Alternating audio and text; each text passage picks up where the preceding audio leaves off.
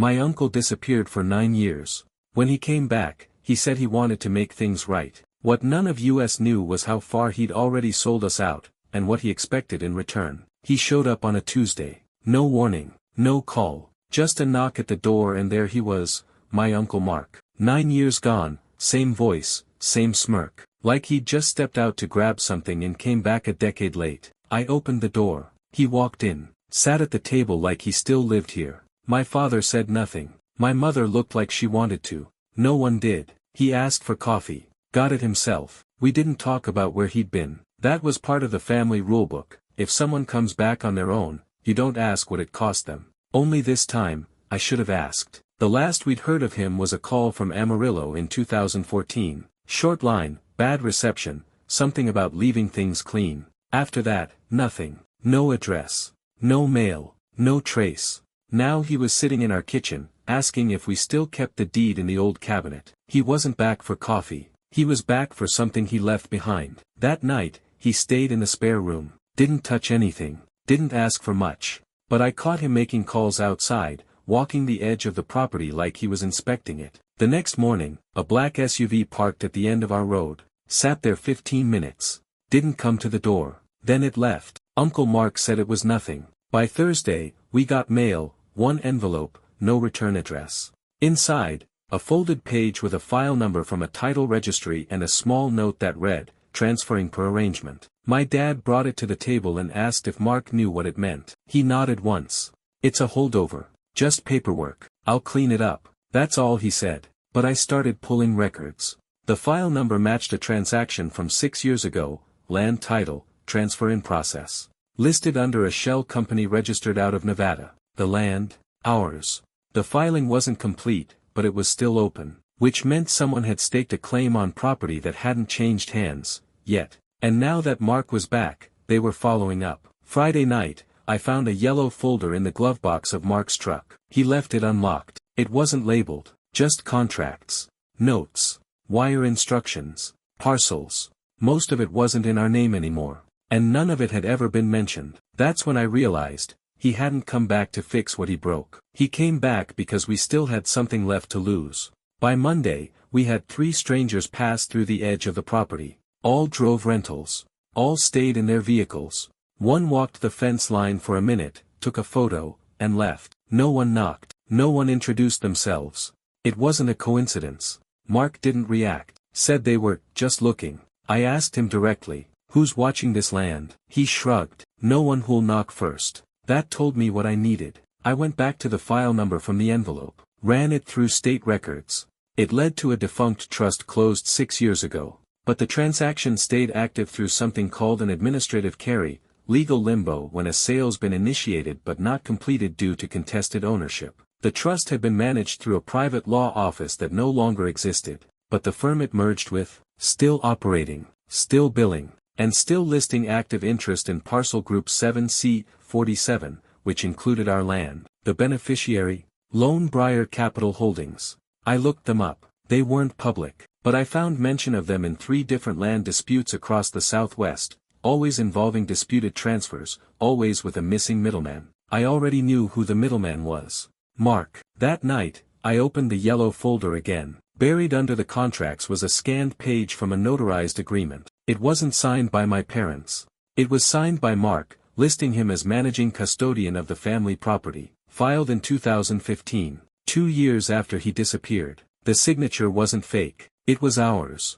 Because 8 years ago, before he vanished, my dad signed over temporary title rights to Mark for strategic tax structuring, to shield the land during a slow season. No one followed up. No one reversed it. Legally, Mark still held proxy control. And Lone Briar had paper from him claiming he had the right to sell. So when they filed their claim, they weren't bluffing. They thought it was already theirs.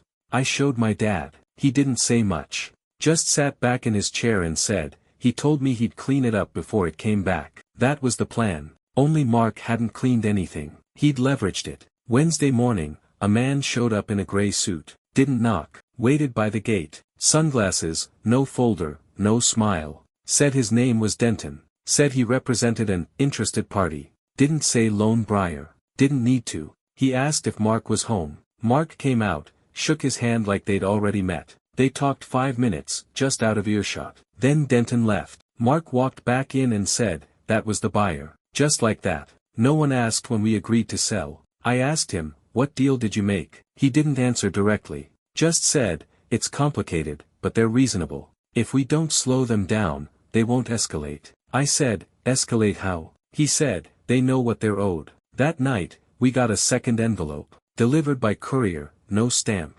Inside, a formal notice of transfer intent. Lone Briar Capital, acting on behalf of the named signatory, Mark R. Kessler, intended to proceed with filing ownership under the terms of a delayed transaction agreement. The paper trail was tight. Every clause matched something Mark had pre-signed years ago. My parents were listed as residing parties, but not owners. And I was named as a non-compliant beneficiary. I asked Mark about that. He said, "I listed your name to cover tax liabilities. You never had to do anything, but now I was in it, on paper. And once your name is attached, so is your liability." We called a local attorney the next day. Small town guy, conservative, said, "If the documents are real, and he held title that long, you may not have a case. Not unless you prove intent to defraud." "Can we stall it?" I asked. "Maybe, but you'd better get comfortable with leverage. Because that's what this is now." By Friday, Denton sent a draft offer. Lone Briar would forego damages and claims, in exchange for full transfer of the property. In return, they'd pay a buyout of $82,000. Market value was over 5 times that. They weren't buying land, they were calling in collateral. And we were supposed to be grateful it wasn't worse. Mark told my father, "It's cleaner this way. Take the deal, move on." And my father,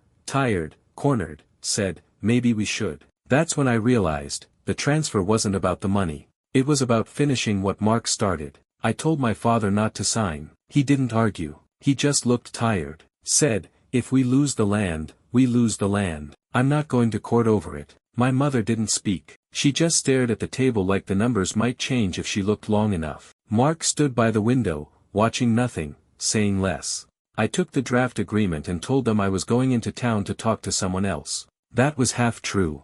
I did visit a second attorney, someone younger, sharper, out of county, not part of any network. She looked over the documents and said something I hadn't expected. "They're not suing you. They're assuming you'll roll over." I asked her what it would take to stop it. Delay. Uncertainty. A reason for their legal team to reconsider the risk. She told me how to file a formal beneficiary challenge with the land office. It wouldn't stop the sale, but it would slow it, by months. Maybe longer. I filed it that afternoon. Didn't tell anyone, not even my father. That evening, I took a walk around the southern edge of the property. The tree line backed up to the creek, and beyond that, a road no one used except for delivery trucks and survey crews. I found fresh markers, pink flags, survey pins, numbered stakes. Lone Briar hadn't bought anything yet, but they were already planning it, which meant this deal wasn't about the parcel. It was about locking the route for something larger. Subdivision. Industrial corridor. Something long game. I called Denton. He picked up fast. I told him I'd filed the challenge. He didn't yell. He didn't argue. Just said, "That was expected." I asked him if that changed anything. He said, "You're not the decision maker. You're just noise." Then hung up. That told me what I needed to know. This wasn't negotiation. It was pressure. They'd already secured the family's fear. Now they were waiting for the paperwork to catch up. The next morning, Mark handed me a folded note. A contact. A name. Out of state. Said it was someone who could make all this go away. I looked at it. Didn't take it. Said, "You already gave them what they needed." He said, "Not everything." That was his mistake. I wasn't interested in cleaning up his mess. I was interested in stopping it mid-move. Saturday morning, my father called a meeting. Kitchen table, same as always. Mark was already seated. Calm. Detached. Like a man presenting options at a boardroom, not facing the collapse of his own family's land. My father said, "We need to decide." No one corrected him. But I wasn't interested in "we." He passed around a revised buyout agreement. This time it listed $95,000, up from the original 82. Still a fraction of what the land was worth. But now it came with an added clause. Upon execution, no party may initiate or participate in further administrative or legal review. I read that twice. They didn't want to close clean, they wanted to lock the door behind them. My mother said, "It's not fair, but it's a way out." I asked her, "Out of what? We didn't put ourselves in this." She didn't answer. Then Mark said it. I didn't know Lone Briar would move this fast. They were supposed to wait until I came back. I said, you mean until we were too tired to fight it? He didn't disagree. That's when the line was drawn. My parents decided to sign. They said it wasn't worth dragging out. They didn't want legal letters, didn't want surveyors outside the fence. They just wanted quiet. I told them, quiet isn't the same as peace. They told me to do what I thought was right, but not to stop them. That night, Denton returned. No appointment. Just walked up the drive, wearing the same suit, same glasses, same neutral tone. Mark met him first, then waved me over. Denton looked at me like I was a formality. He handed over final papers and said, your portion is still pending. We'll file it clean when you're ready. I said, I'm not ready. And I never will be. He smiled without smiling. You were added as a precaution. A buffer. We assumed you'd see the logic. I did, I said. That's why I filed. He nodded. Then said, you're one person. This was never designed to depend on you. And that was it. By Sunday, half the land was gone. Transferred under a deal no one wanted, pushed by a man no one trusted. I still had my portion, technically, but the borders had been redrawn, and the family I was trying to protect had already moved on without me. I wasn't going to let it sit. If Mark had been planning this with Lone Briar all along, I needed more than assumptions. I needed a timeline. I started with his old laptop, an ancient, half-dead thing he kept in the truck. I knew the password. Same as it was 10 years ago, 1967 iron. The desktop was clean, too clean, but buried in the documents folder was a compressed file named bills_old. Inside, among scanned receipts and PDF invoices, were audio files, archived voicemails downloaded from his old Google account. I played the first one, static, then a clipped voice. Mark, this is Denton. Just confirming the updated parcel ID on the Kessler farm. We've locked it in the books. Talk soon. Timestamp, May 2017. 2 years after he disappeared. And 6 years before he showed up again. I played another. Lone Briar's ready to finalize the hold. You're still listed as managing contact. If they run title again and see your name, they won't wait for family consent. Just flagging that. Timestamp, August 2019. He hadn't been missing. He'd been active. Managing. Transferring. Quietly setting up the deal that would get everything back home. I exported the files. All of them. 32 messages over 6 years. Half from Denton. Half from unknown numbers using coded references, phase checks, beneficiary confirmation, discrete title processing. Nothing illegal in plain language. But all coordinated. Mark had set up the dominoes. Then waited until they were ready to fall. The only thing left was to walk through the door and sign off what remained. I showed the recordings to my father. He listened to 2. Then said, we can't prove intent from this. He was right. In court, maybe not. But in strategy, this was enough. I now had a timeline, a voice, and a clear connection between Mark and the buyers, years before they ever introduced themselves. And I had something else. Proof that Mark had no intention of returning until the paperwork was ready to close. That wasn't absence. That was orchestration. I went back to the county office. Not to argue, just to read. I requested every document filed under my name in the past 10 years.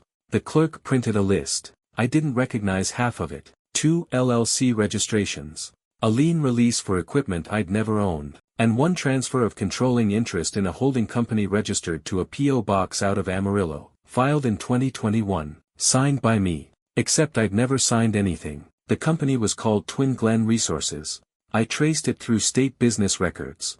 It had been used to buy 2 parcels, small, unimproved land, then rolled into a property management agreement that tied back to Lone Briar. On paper, I was a managing officer in that pipeline, meaning, when Mark used my name as a buffer, he didn't stop with family documents. He created entities that could launder control, then stepped away quietly. The signature matched mine, because he'd used an old file. I found the original, an internship application from 2013. He had scanned it years ago for employment paperwork. He still had the file. I went back into the archive on his laptop, found it, PDF, vector signature, clean and ready. He hadn't forged it, he'd recycled it. I spoke with a compliance officer at a firm I used to contract with, ran the situation as hypothetical. He said, if you're listed, you're liable. Doesn't matter how it got there, even if I never saw the filings. If your name's on them, and it's not disputed, it's enforceable. Welcome to corporate structure.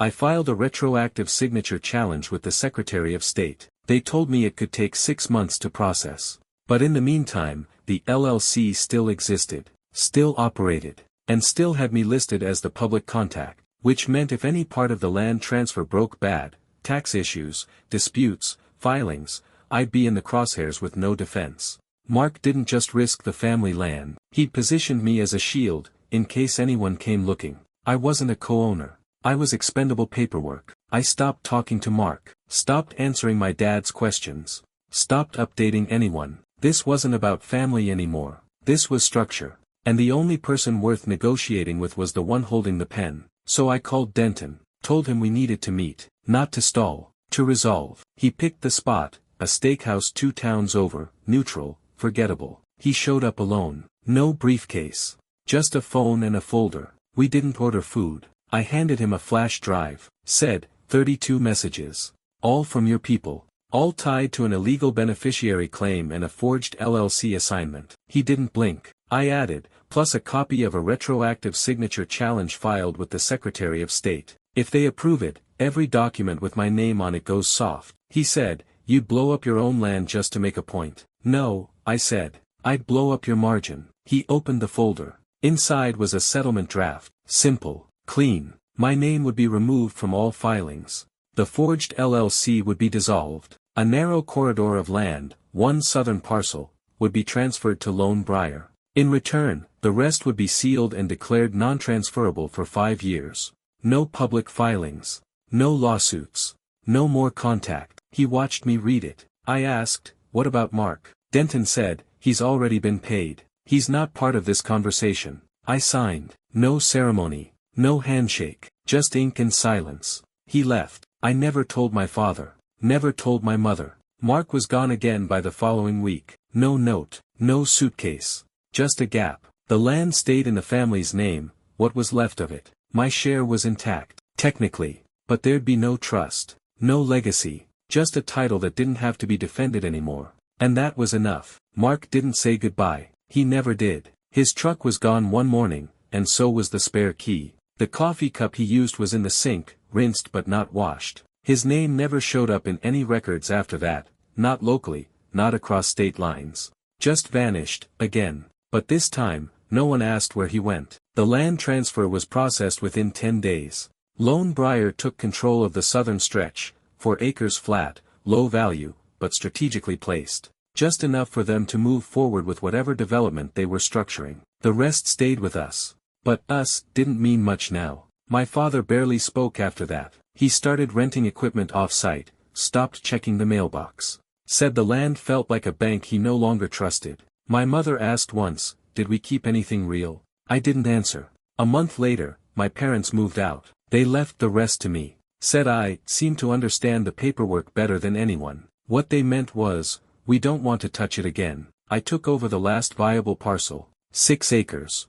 Zoned, unbuilt, debt-free. It was clean because I made it that way. The only reason it existed intact was because I fought on paper before anyone else realized a fight had started. The rest of the family drifted. My uncle on the other side stopped returning calls. My cousin sold his house and moved into a rental near the highway. No one said why. They didn't need to. Because legacy isn't loud when it dies. It just stops showing up. No more Sunday dinners.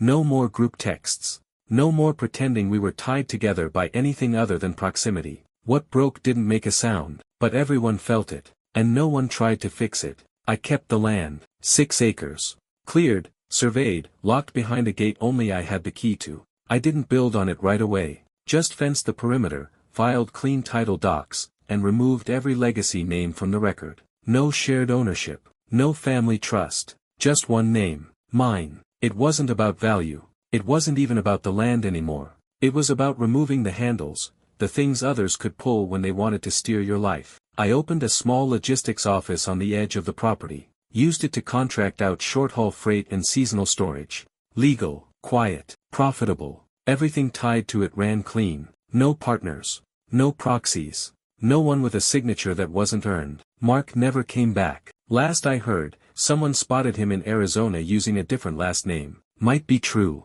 might not, doesn't matter. What matters is this. He played the long game. got paid, burned every bridge. And now no one would pick him up if he ever needed help again. The family, still scattered. No reunions. No rebuilding. Just fragments of a name that used to mean something locally. I didn't try to fix it. I didn't need to. Because sometimes cleaning up isn't about restoring what was broken. It's about making sure no one else steps into the same mess again. That's what the land is now. A clean start. Not because it holds history, but because it refuses to carry any more of it.